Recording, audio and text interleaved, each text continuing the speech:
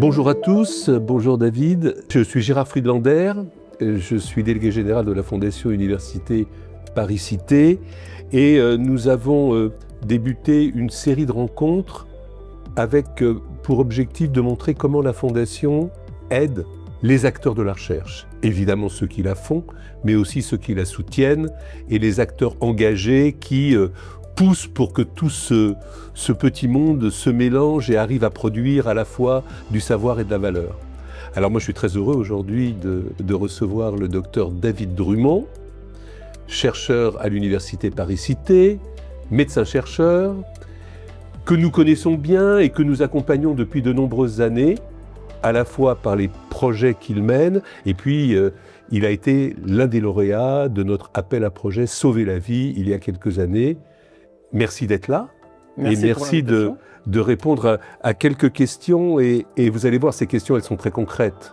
On sait tous que la recherche, ce n'est pas un processus linéaire, et qu'il y a des moments décisifs où il faut soit accélérer, soit, si on ne le fait pas, on risque de plonger. Donc, comment est-ce que la Fondation a aidé à passer des caps ou à franchir ce moment décisif ? Alors pour ma part, la Fondation a été décisive dans un moment charnière d'un de mes projets. Ce projet, son objectif, c'était de voir comment les enfants et leurs parents utilisaient la ventoline, parce que je m'occupe d'enfants atteints d'asthme, et je voulais savoir la façon dont ils utilisent la ventoline à domicile. Et ça, c'était possible qu'avec des inhalateurs connectés pour ne pas reposer seulement sur les déclarations des familles, mais vraiment savoir exactement ce qui se passait à la maison. Et ce que nous avons réussi grâce à la Fondation, c'est de faire ce premier achat qui a permis ensuite de lancer cette recherche avec des cofinancements qui sont arrivés derrière. Et à la fin de l'ensemble de cette recherche, nous avons eu des résultats très intéressants qui nous ont montré la façon dont c'est complètement discordant les prescriptions des médecins d'un côté et l'utilisation de la ventoline par les familles de l'autre. Ça m'a conduit à créer un groupe de travail au niveau national qui va nous permettre d'avoir un plan d'action pour tous les enfants et leurs familles, donc tous ces enfants asthmatiques, qui va leur expliquer la façon dont il faut utiliser la ventoline à domicile.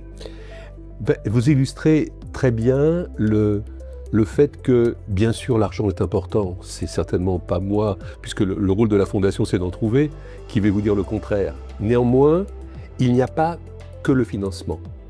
Il y a un engagement, une manière d'accompagner le chercheur qui va bien au-delà des euros qu'on trouve. Comment est-ce que la Fondation vous a aidé de ce point de vue-là ? Je dirais que la Fondation, elle m'accompagne à toutes les étapes du projet de recherche. La première chose, c'est qu'elle m'a permis de m'orienter vers des appels à projets que je n'avais pas moi-même identifiés. Ensuite, nous avons remporté l'un de ces appels à projets ensemble. Elle m'a aidé au montage du budget, au recrutement des chercheurs. Et puis enfin, il y a tout ce qui est l'aspect communication que permet la Fondation, notamment via son site internet, via des séminaires pour la dissémination des résultats. Vous êtes pile poil dedans, parce qu'au fond, à quoi sert-on ?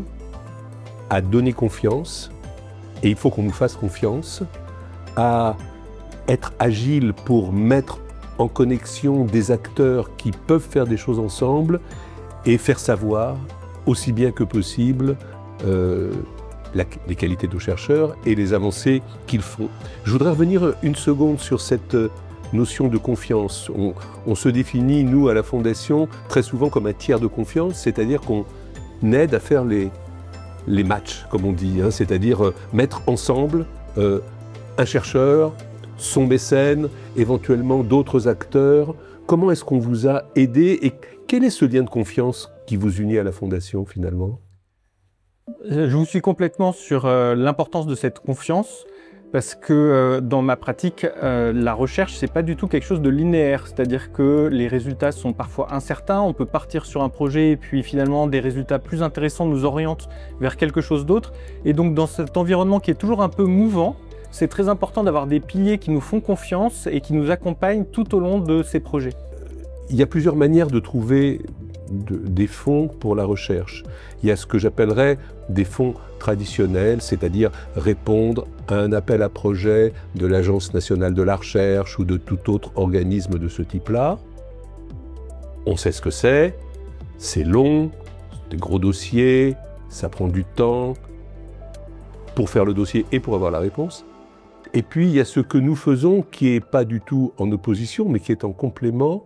Comment est-ce que vous faites les choix entre les financements traditionnels et les financements que peut apporter la Fondation?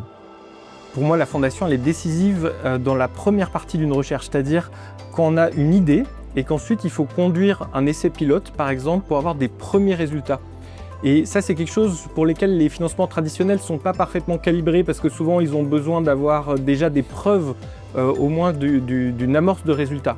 La Fondation est extrêmement agile et souple pour avoir ces fonds qui me permettent de développer, à partir d'une idée, un premier essai pilote qui va pouvoir m'emmener ensuite vers des financements plus traditionnels. Et d'apporter la preuve de concept. Exactement. Et vous voyez, ça c'est vraiment très très important. Et ça rejoint ce qu'on se disait tout à l'heure sur la confiance.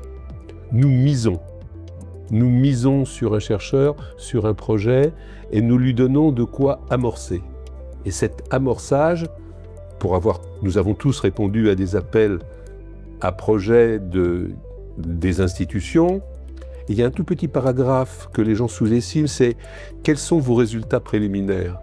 Ces résultats préliminaires, si vous ne les avez pas, vous n'aurez pas le financement traditionnel.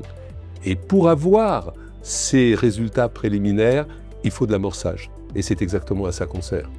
On peut avoir plus, bien entendu, mais ça, c'est indispensable. Si vous aviez à dire un mot aux mécènes, ceux qui vous ont soutenu et ceux qui peuvent vous soutenir demain, qu'est-ce que vous leur diriez ? D'abord, je voudrais les remercier pour justement leur confiance, parce qu'au moment où j'ai eu ces premiers financements de la Fondation, j'étais encore un très jeune chercheur, je n'avais pas ces résultats préliminaires dont vous parlez.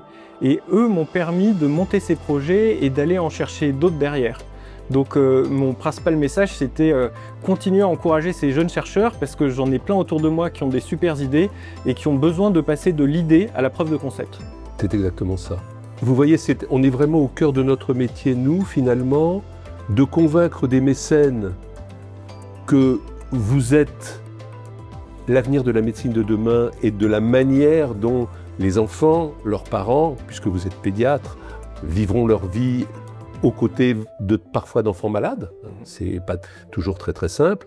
Et puis d'une manière plus générale, la Fondation est ce lien indispensable entre une communauté extraordinaire de chercheurs et des mécènes dont on sous-estime la générosité.